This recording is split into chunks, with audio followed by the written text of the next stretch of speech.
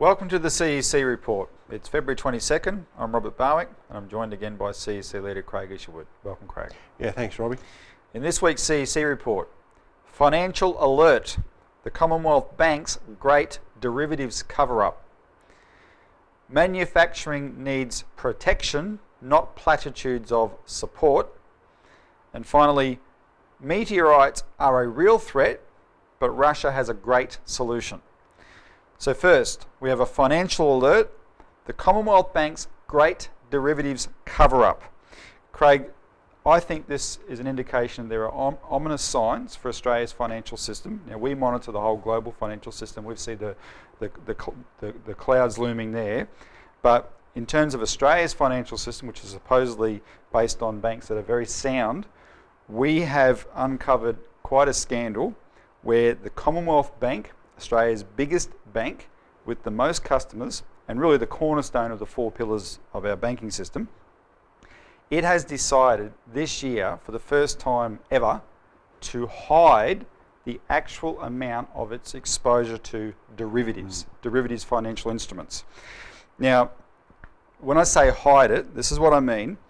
They are not publishing in this, for the 2012 annual report, what's called the face value of their derivatives. They're only publishing the fair value figure. Now, the face value is measured in the trillions of dollars. The fair value is measured in the tens of billions of dollars. So when someone looks through their annual report and they see this figure of derivatives, $39 billion, it's a similar figure to many other figures in the report. When you look through the report and see a figure that in the last annual report, 2011, was $2,884 billion, or $2.884 trillion, that figure does jump out at you. Now, that figure has been published every year by the Commonwealth Bank since they started publishing derivatives figures. Also, the other three banks who also published that figure, they still publish their figure of face value derivatives. But this year, the Commonwealth Bank hasn't done it. Now, we're going to put on the screen some graphs. One's from 2008, and then it'll be followed by 2009 and 2011. And this is something that shows we've been monitoring this for a long time. And what we put up there is the derivatives exposure of the banks compared to other aspects of their balance sheet, such as... Now, Robbie, these things didn't exist prior to what, about 1990? Yeah, 1988. 1988. These things did not exist in the financial system. And what people have to realise is these things are created to manage risk. So here we have, what, $20 trillion in the banking system. Well, $20 trillion is the figure. Risk. That's for the overall derivatives of Australia's banks, $20 trillion. My comment is, Robbie, here we have a banking system with that much speculative, rubbish in it. Why have we got this risk at all? Why should we have to have a risk in a banking system? Surely a banking system, which is supposed to be the backbone of the country, is supposed to be sound, it's supposed to operate for the benefit of the development of the economy, and it shouldn't be involved in the equivalent of a financial casino type operation where you're basically betting, which is what these derivatives are, on the life and the health of the system. I mean, this is insane. Well, your rhetorical question there assumes, Craig, what we would assume, which is that the government has a role in policing the banks for the security of their depositors. Well, I think that's why we're a bit upset about Commonwealth Bank, because it played a crucial role in our history, Robbie, of managing and developing a banking system, particularly in the war years. This was the People's Bank. This was the People's Bank. It used to control, in many cases, the private banking system through the auspices of strong government regulation. And particularly during the war years, probably under Ben Chifley and John Curtin, the Commonwealth Bank was used as a tool to control the private banks and the potential of looting during the wartime conditions. But it's now been privatised. That finished in 1997, and since then this bank has gone to pot.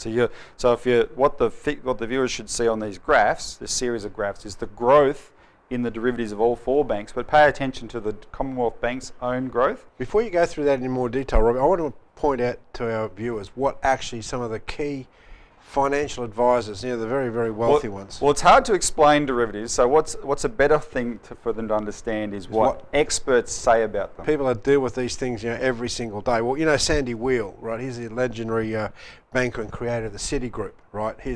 He actually was responsible for the overturning of the Glass-Steagall legislation in 1999. Well, which he changed his mind on last year. Yeah, he came out and said, well, if you want to have derivatives, they should not be part of the banking system. Set up a separate exchange and trade them, but settle them out every single day so you know where you are. The problem with these derivatives, Robbie, and the reason they're building up to 20 trillion is because they never settle out. They just keep building up and up and up. Now, what he says, if you really want these things, then put them on an exchange and trade them, settle them out every single day. But what we're saying and what he's saying under a Glass-Steagall, fine, you want to have a derivatives market, good.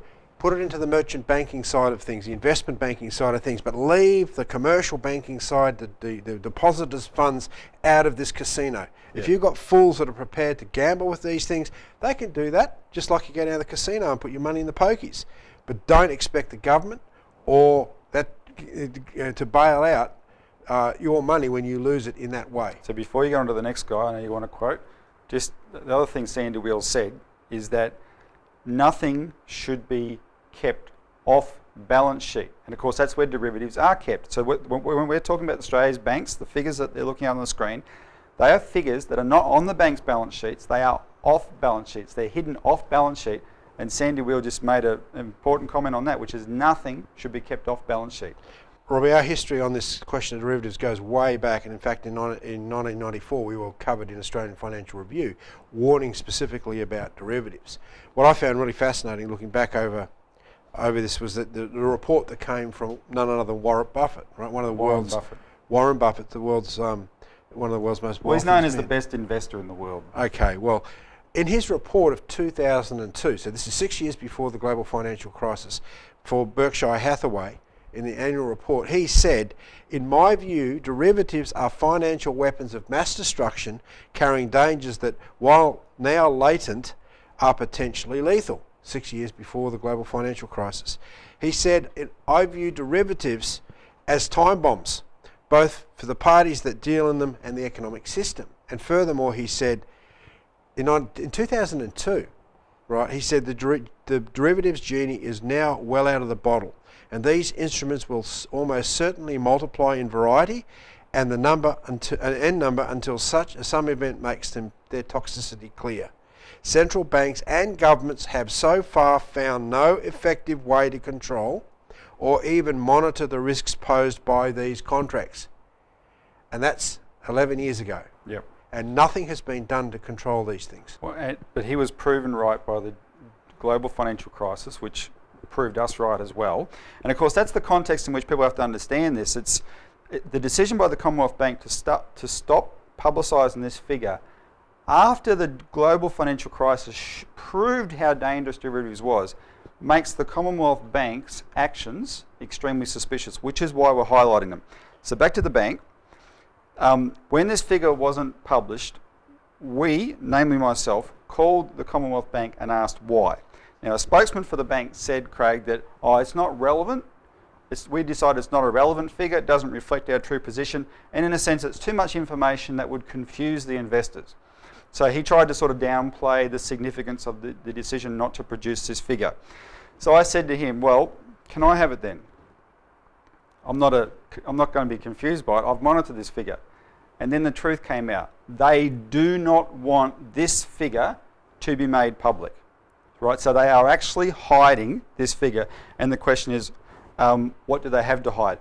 Now, we put out a press release today asking that question. What does the Commonwealth Bank have to hide? We highlight in that press release that in the last 4 years since the GFC, Australia's banks have binged on derivatives. Their total exposure, collective exposure, has gone from 13 trillion to almost just a smidgen short of 20 trillion, $7 trillion in 4 years. Most of that growth has been in the Commonwealth Bank.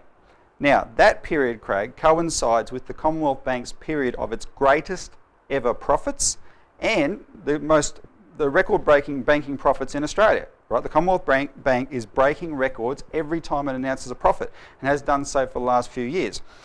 So this raises the question, are these profits real? We quote in our press release an expert named Frank Partnoy. Now, Frank Partnoy is a former Morgan Stanley derivatives trader. And in 1997, 5 years before Warren Buffett, he wrote a book called Fiasco, Blood in the Water on Wall Street. And in that book, which is about derivatives, he insisted that derivatives are sold to cover up losses and to make losses appear to be gains for short periods of time. Mm-hmm. That was his point. And he's gone on to be quite an expert in the financial system. But everything he said was proven right in the case of Barings Bank when it went bankrupt in 1995 because of derivatives. Enron, the famous Enron, was proven to be using, it was the biggest derivatives trader in the world for a while, and it was all its derivatives were being used to hide its losses. And then, of course, the GFC itself showed that the biggest banks in Wall Street and the City of London that were gambling in derivatives were the bankrupt banks. And they're the ones that had to be bailed out. So given that our understanding of that, the onus is on the Commonwealth Bank to come clean here, because we cannot tolerate post-GFC a bank trying to hide its Robbie, the point exposure. Though is, can they come clean? Without a Glass-Steagall, can they come clean? Well, that's the real issue, isn't it? Well, but look, you're talking about a system that is engorged on debt, speculative debt. I did the figures and worked out that something like 90% of financial turnover in our economy is pure speculation. The other 10% has got a little bit of shares and bonds and things. But the point is, how do you actually $110 trillion turnover was the figure last week. Yeah, out of 125 trillion total turnover. And the question is, how do you unwind that? Well, this is where a government has to step in and say, we're going to have a separation between the gambling parts of the banks and the real banking system. In other words, we're going to break, like in 1933 when Franklin Roosevelt brought this up and had it passed in Congress as the Glass-Steagall reforms, he separated out the legitimate banking system. He gave them 12 months, in fact, for these banks to say, okay, well, you've got to separate out your stockbroking houses, your insurance houses, your merchant banking side. You've got to break them up. There can't be any ties between those aspects of your operation and the banking operation. Well, that's what has to happen here. So that you get ComSec, the insurance companies associated with Commonwealth Bank, other aspects of which are not to do with actual funds management, superannuation management. All of that has to be separated out, so you have a pure bank that's run for commercial purposes that deals solely with its depositors' funds, and they're protected. That's right. And if there was ever proof that it's desperately needed for Australia, the Commonwealth Bank is that proof. Because if this bank gets in trouble by these, if that's why they're hiding it, then that is a risk to the entire Australian financial system because of its size. Now, we've produced a special pamphlet, Robbie, called On the Glass-Steagall, which goes through this in detail. It's available if people want to contact us in some stage. Yeah, so look at our press release on it if you get on our website, but also you can order the pamphlet by calling 1-800-636-432, and it's called Glass-Steagall for Australia. Anyway, we better leave it there, Craig. When we come back, we're going to talk about manufacturing needs protection and not platitudes of support.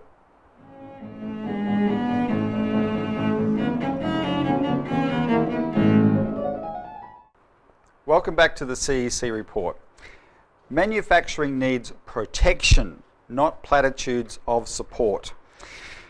The union leaders in Australia who stick with the Labor Party, instead of joining with the CEC, are betraying their members. And I'm especially thinking, Craig, of Paul Howes and the AWU, who are on the news this week when I say this, because they cover a lot of manufacturing workers. Because manufacturing has been gutted over the past 3 decades, and the Labor Party did it. And we've got a graph here that shows that, and we'll put it on the screen in colour. But you can see the composition of the labour force on this graph in all the different sectors of the economy. And you look at the massive plunge in manufacturing between 1984 and 2012. I've got another graph and here. in agricultural employment as well. I have another graph here, Robbie, which shows it very precisely in terms of the actual trend, where you see that from the late 50s onwards, your massive increase in the productive capacity of our nation, and then it plateaued and now it's basically died to a fraction. That other graph shows the same thing. This is more of the longer term one. Yeah. Now, so what's happened is this week, the Labor Party has come out with an announcement, and it's an election year thing. They want to support manufacturing. Support.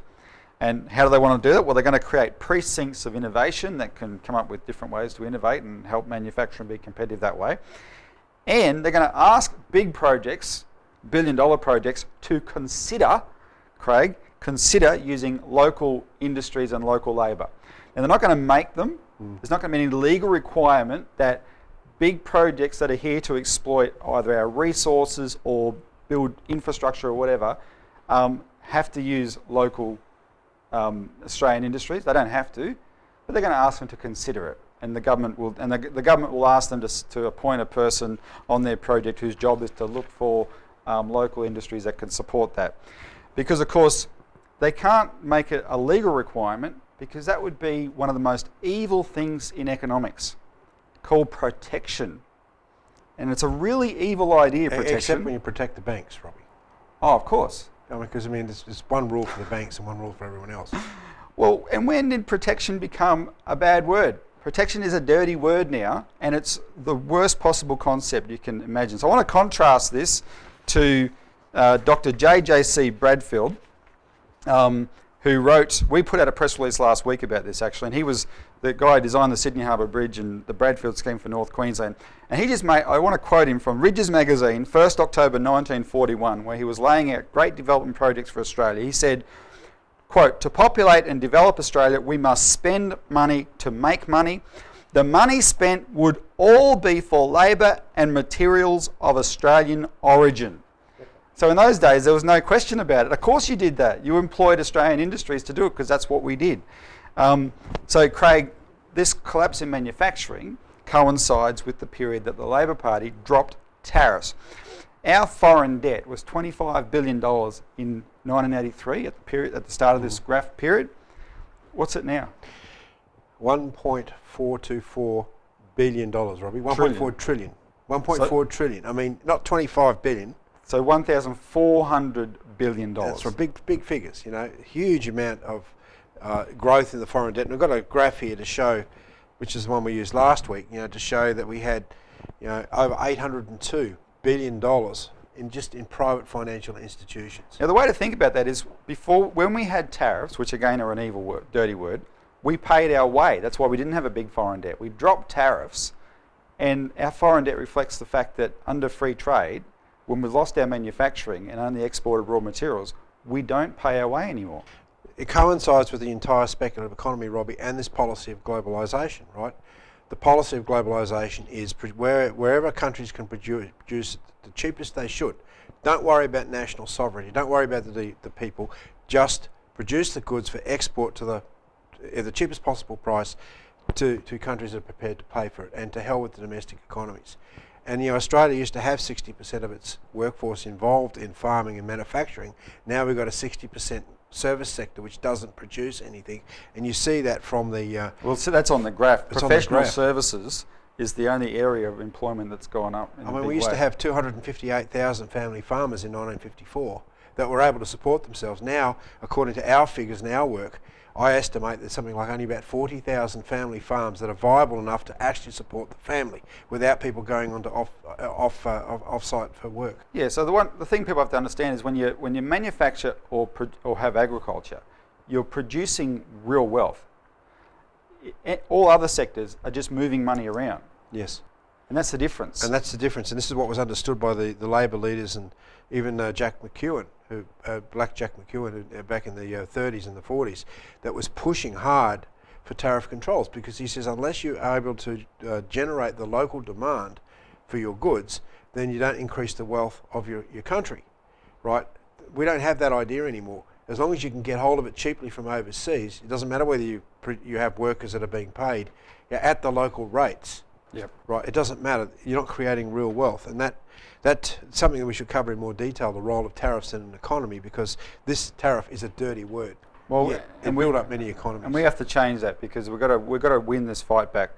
But anyway, we're running out of time, Craig, so we'll stop there, and we're going to come back. We're going to talk about meteorites.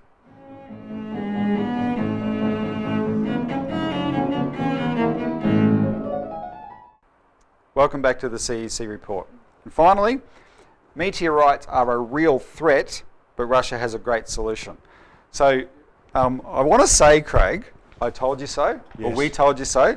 I'm going to point people to our last New Citizen from December 2012. We put on the back page here, mankind must grow up the strategic defence of Earth. And what we were publicising was a proposal made in November 2011 by Russia's ambassador to NATO, Dmitry Rogozin, who proposed what he called a strategic defence of Earth policy, which would be something that could protect the Earth against meteorite and asteroid attacks. And it wasn't given what happened in Russia last week, this becomes we knew it was relevant because we always knew from our astronomical knowledge this was a real threat, but now everyone has seen what it can do. So this meteorite that hit Russia, I won't try and pronounce the name of the town, but 1,000 people were hurt by the shock wave, not by the meteorite, but the shock wave. They went to the windows to see what we saw on the screens, on the TV screens, and the windows all blew out. So 1,000 people got injured. And obviously this is not a huge meteorite, but they can get much, much larger. And we go through that in our New Citizen. So, but Rogozin proposed his strategic defence of Earth to kill two birds with one stone. One, defend against asteroids such as this, but two, have a technology that can also make nuclear war redundant. Yeah, It would be the same technology. And this is inspired by LaRouche's proposal, Lyndon LaRouche's proposal in 1983, 30 years ago, called the Strategic Defence Initiative. So what did LaRouche want? Well, this is the important point. Back in 1983, LaRouche said we don't want to have nuclear weapons, so we want to have a technology that can make them obsolete by having space-based technology, plasma beam weapons and that sort of thing, so that if anyone attempts to launch a nuclear weapon, they're knocked out. An ICBM will go up, Yeah. and this technology can identify it straight away and knock it out of commission. But the most important thing, Robbie, was that LaRouche was proposing that the technology used to develop this would be shared. It wouldn't be just kept with one nation, that the US would share this with Russia and develop their domestic economies with these new physical principles that they discover in the process of a crash science driver program. And Reagan was influenced by LaRouche. He announced it March 23rd, 83, 30 years ago next month. But of course, people like Henry Kissinger made sure it was eventually killed off. 30 years later, Craig, it's the Russians who are off putting out their hand to the West saying this is what we need to do. And I want to read you two quotes if I've got the time. February 19, the chairman of Russia's State Duma Foreign Affairs Committee, which is their parliament, Alexei Pushkov, he called for creating an international anti-asteroid defence system, AADS, on which Russia would cooperate with the United States and China.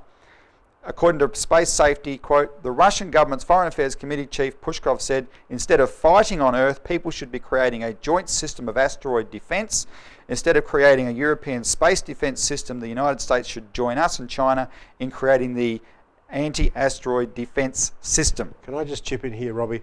We're not talking about spotting an asteroid, half an hour before it's due to hit the Earth. No, we're talking about, 10, 15 years away, being able to spot the trajectories of these sorts of items down to literally the size of what? Well, that was the other news from last week, of course. This one hit, and then another asteroid flew very close inside the orbit of some satellites, and no one saw it coming. Yeah, it was a meteorite that hit, but the point is it was about the size of a bus, they tell me, according to reports. Well, why couldn't we pick that up? Is because for 30 years, the technology after necessary that LaRouche was talking about was shut down.